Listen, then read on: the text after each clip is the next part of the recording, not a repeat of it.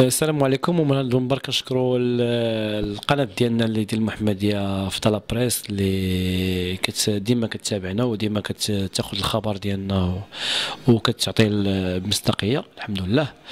وفي هذا الحدث هذا اللي حدث وطني وعزيز على جميع المغاربه وكيفرحوا به من شحال من عام، من نهار اللي عقلنا حنا في هذا المغرب وحنا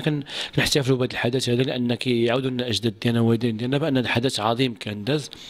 والحمد لله بهذا الحدث هذا باننا استدعتنا الناس المسؤوله وصايبنا اغاني اللي جديده، واخا راه هي جات في واحد الظرفيه اللي ما كاينش الوقت، وصايبنا جوج اغنيات وطنيات على هذا الحدث، ومساهمه ديال الناس اللي تعاونوا معنا بالنسبه للزجالين الكتاب، الناس اللي لحنوا معنا الاغنيات. وبالنسبه للفكره اللي صايبناها دابا فكره جديده، معنا واحد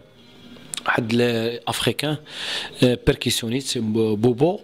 و صايبنا هذيك القطعه ومعها في نفس الوقت درنا العزف ديالها، عزف بطريقه لبنانيه اللي معنا واحد الفولكلور اللي في المحمديه معروف دابا، ولات عنده واحد الشعبيه كبيره في المغرب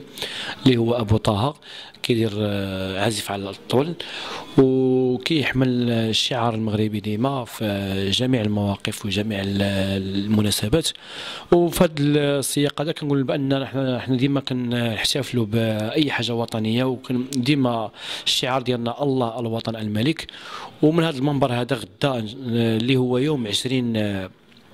في هذا الشهر ديال نوفمبر راه عندنا احتفال في الحي ديال حي النصر الجديد، اللي غتكون واحد الاحتفال كبير